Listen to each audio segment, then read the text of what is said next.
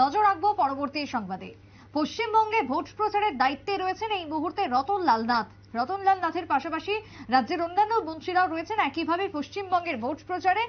তবে মন্ত্রী রতনলাল নাথ তিনি রয়েছেন হুগলির ভোট প্রচারের দায়িত্বে। তিনি একের পর এক ভোট প্রচারের পাশাপাশি তিনি যে বক্তব্য তুলেছেন তা হলো সিঙ্গুরকে নিয়ে এবং সিঙ্গুরের টাটা গোষ্ঠী যারা একটা সময় জমি কিনতে গিয়েও তারা বিনিয়োগ করতে গিয়েও ফিরে গিয়েছিল, সেই বক্তব্য তুলে রাজ্য রাজনীতি বা জাতীয় রাজনীতিতে ফের উস্কে দিয়েছেন এই মন্তব্য।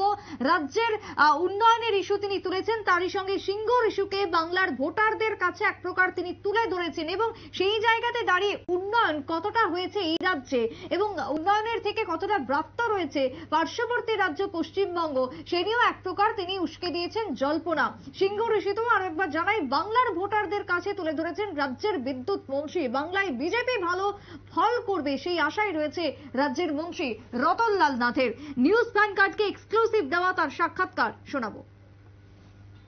আমার ধারণা, আমি তো আর সবটা জায়গায় ঘুরিনি, কিন্তু টোটাল সেন্টিমেন্ট বুঝে আমি যেখানে কাজ করছি আমার ধারণা যে লকেট চ্যাটার্জি ভালো ভোটে জিতবে হুগলি লোকসভা কেন্দ্রে। আর পশ্চিমবঙ্গে এবার কিন্তু ব্যাপক পরিবর্তন হবে। আপনার এই আসন কিন্তু 32 পর্যন্ত যেতে পারে বলে ধারণা আমার, মানে বিজেপির পক্ষে। টোটাল মানুষের সেন্টিমেন্ট এগেইনস্ট ভ্রষ্টাচার, এগেইনস্ট সন্ত্রাস এবং বিশেষ করে অনুন্নয়ন। আপনি জানেন, আপনি তো পশ্চিমবঙ্গের রানাঘাটের লোক বলছেন, আপনি বয়স কত জানি না, যখন গোপালকৃষ্ণ গোখলে বলছে যে what Bengal things today India things tomorrow, এরকম বলেছিল। অর্থাৎ কৃষিতে 1 নম্বর ছিল বেঙ্গল, কৃষিতে, শিল্পে, স্বাস্থ্যে, শিক্ষায়, এমনকি মৎস্য উৎপাদনে। আজকে সেখানে কাছে দাঁড়িয়ে নেই।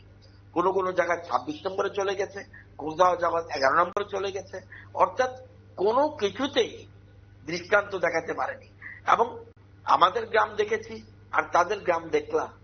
আমাদের গ্রামে কোনোদিন কোনো বাড়িতে আমরা ধানের খড় দিয়ে, প্রতি বছর ধানের খড় দিয়ে ঘরের চাল দেয় না।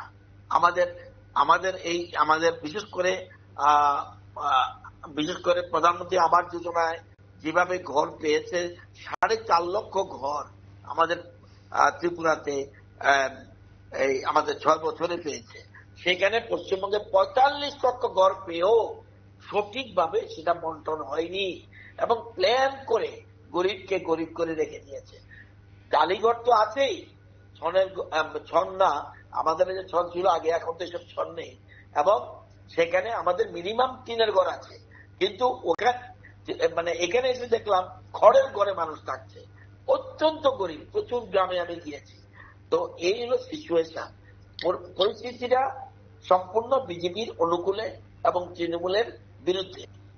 রতনবাবু, আপনি যে জায়গায় প্রচার করছেন, বেঙ্গলের কালচার বা বেঙ্গলের শিল্প মানচিত্রে অত্যন্ত গুরুত্বপূর্ণ হুগলি। কারণ এই হুগলি থেকেই একটা সময় মমতা বন্দ্যোপাধ্যায়ের আমলে টাটা চলে যেতে বাধ্য হয়েছিল এবং হুগলির যে শিল্পায়ন নিয়ে ইতিমধ্যেই সেখানকার ক্যান্ডিডেট রচনা বন্দ্যোপাধ্যায় বেশ কয়েকটি ট্রোলের শিকার হয়েছে। সেই জায়গাতে শিল্পায়ন নিয়ে আপনার কি ভাবনা? শুনুন, আপনি শিল্পায়ন সম্বন্ধে বলছেন তো, শিল্পায়ন সম্বন্ধে বলছেন। আজকে ভারতবর্ষে আপনাকে কয়েকটা কথা বলি, আপনি নোট করে রাখুন। আজকে আপনার শিল্পায়নের স্থান কোথায় আছে বর্তমানে, সেটা আপনি বুঝতে পারবেন।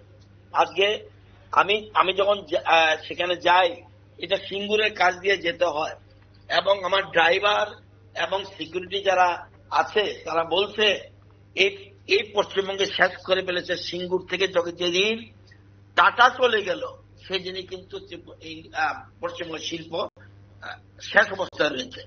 আজকে আপনার West Bengal ranks 11th in India. Paschimbanga 60-70 দশকে 1 নম্বরে ছিল শিল্পতে, আজকে সেখানে 11 নম্বর স্থানে চলে এসছে। মহারাষ্ট্র, গুজরাট এবং তামিলনাড়ু, এমনকি ছত্তিশগড়, ঝাড়খণ্ড থেকেও পিছিয়ে রয়েছে। তো এই হলো চিত্র পশ্চিমবঙ্গের শিল্প। এবং ধনেখালি বলছি, ধনেখালি আপনারা বিশেষ করে শাড়িতে নাম করা, সেখানে তাদের পাশে, তাঁতিদের পাশে কিন্তু দাঁড়ায়নি। সেখানে শিল্পকে ইচ্ছা করলে আজকে তৈরি করতে পারত, কিন্তু সেখানে করতে পারেনি। তো টোটাল এই অবস্থা। এবং পশ্চিমবঙ্গের সর্বক্ষেত্রে আপনার আজকে পশ্চিমবঙ্গের মাথাপিছু আয় কত?